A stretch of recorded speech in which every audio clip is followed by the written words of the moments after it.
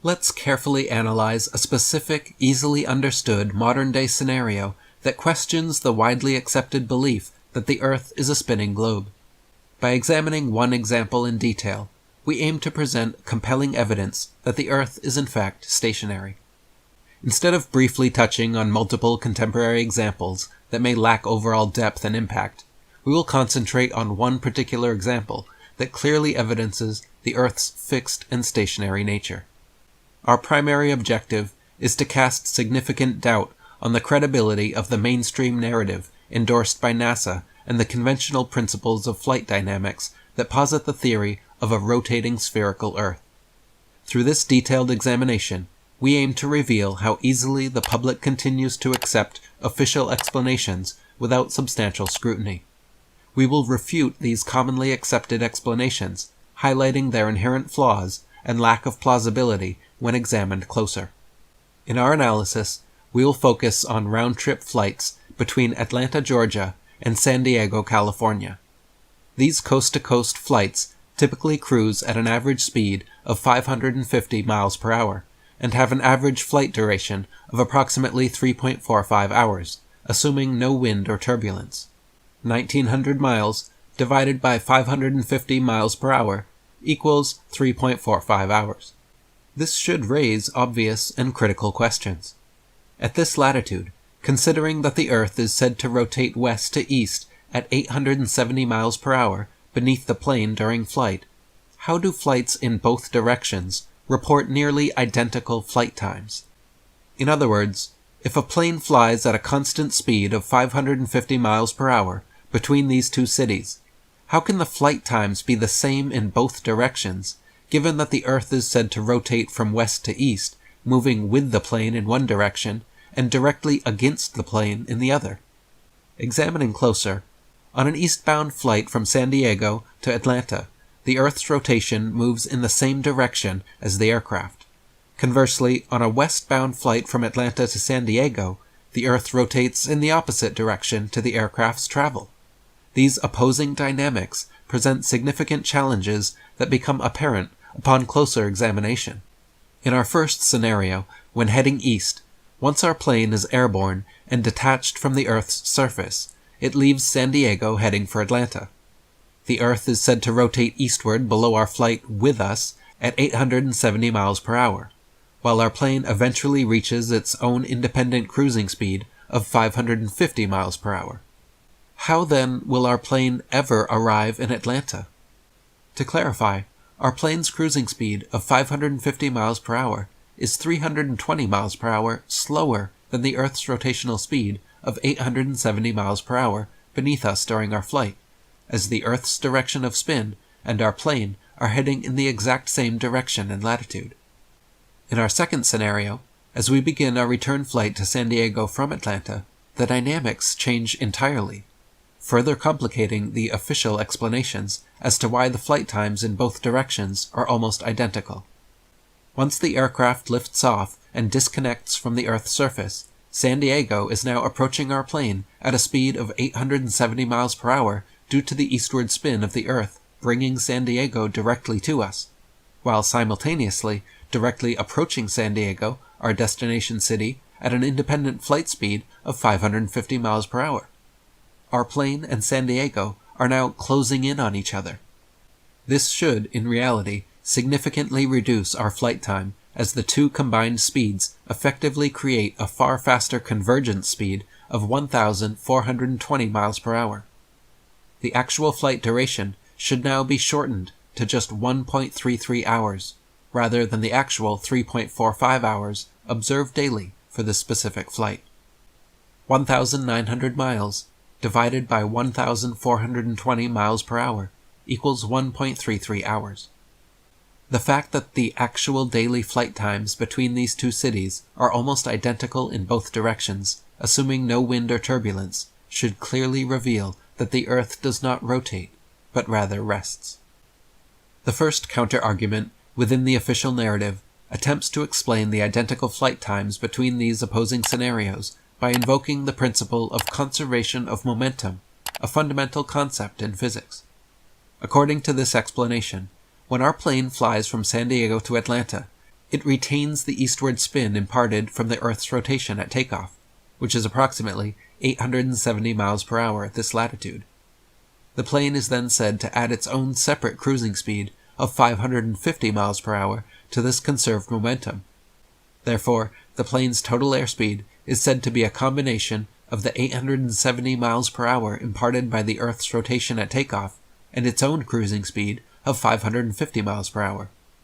In effect, the plane is then alleged to be moving at a total airspeed of 1,420 miles per hour. 870 miles per hour plus 550 miles per hour equals 1,420 miles per hour. How does an airplane, once airborne and detached from the ground, maintain the momentum it is said to inherit from the Earth's rotation at takeoff during its flight to Atlanta? Consider a baseball being thrown from west to east, similar to an airplane. Does it continue on its initial trajectory unchanged, or does it begin to arc towards the ground due to gravity and air resistance almost immediately?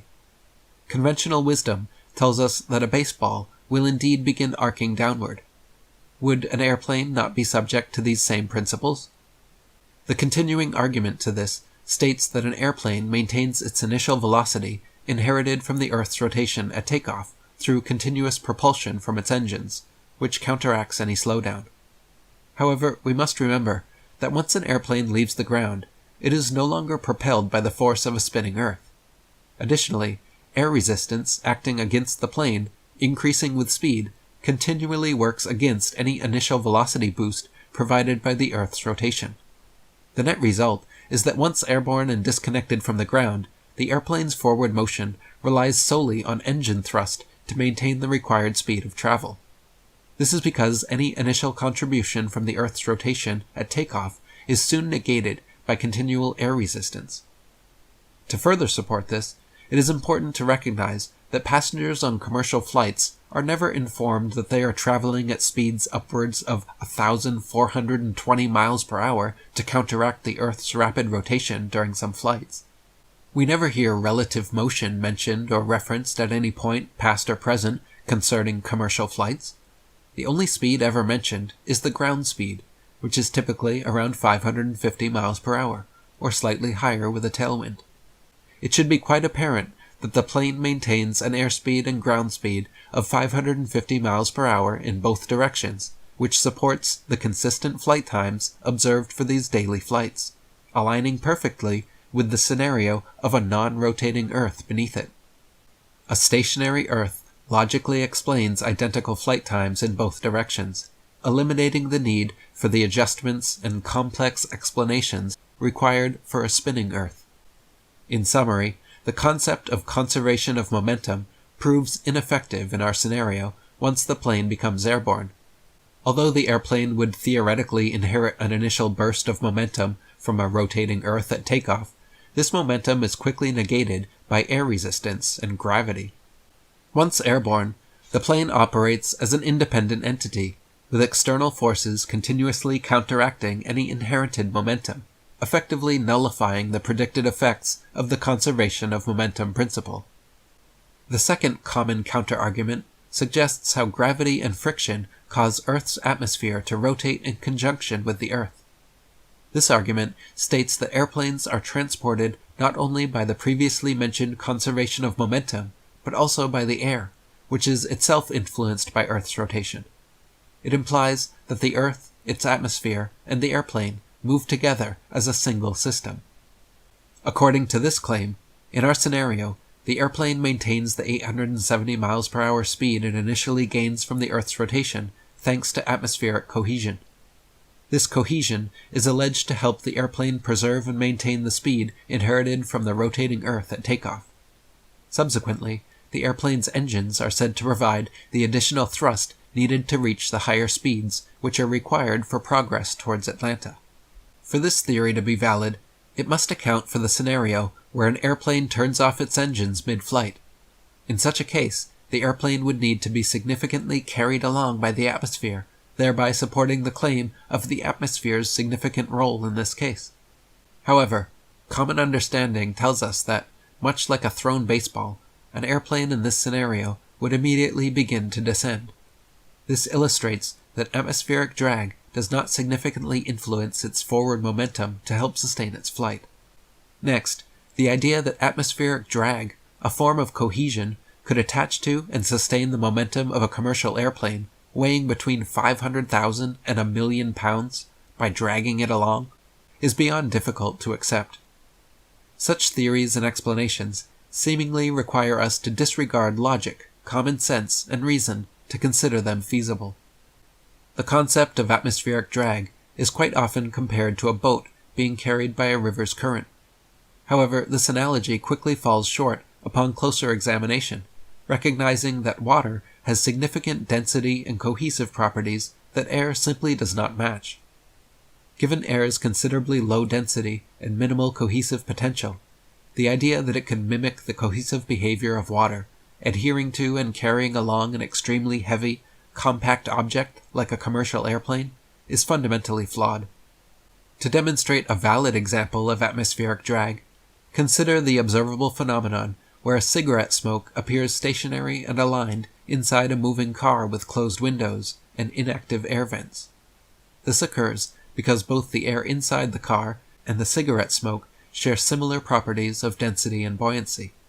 As a result, when the car moves, the entire body of air inside, including the smoke, moves uniformly with it.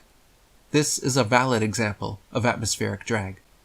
Now consider a scenario where a ball is tossed upward inside a moving car.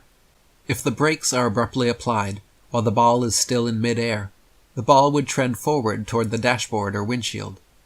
This phenomenon demonstrates that the atmosphere inside the car does not significantly adhere to the ball and slow its forward momentum to match the rapidly decelerating vehicle's internal atmosphere. Even if there is a slight effect, it is far too negligible to be noticeable. This example with a ball illustrates that low-density air does not substantially adhere to or considerably affect denser objects. This observation directly challenges the notion that air can adhere to a denser object, such as an airplane, and significantly contribute to dragging it along in a moving atmosphere. Despite this evidence, we are expected to believe that an airplane, with its considerable density and weight, can be effectively carried along by atmospheric drag, maintaining the momentum acquired from the Earth's rotation at takeoff. While atmospheric drag might have a brief effect, it is not substantial enough to significantly influence the behavior in our airplane scenario, thus rendering it a negligible factor.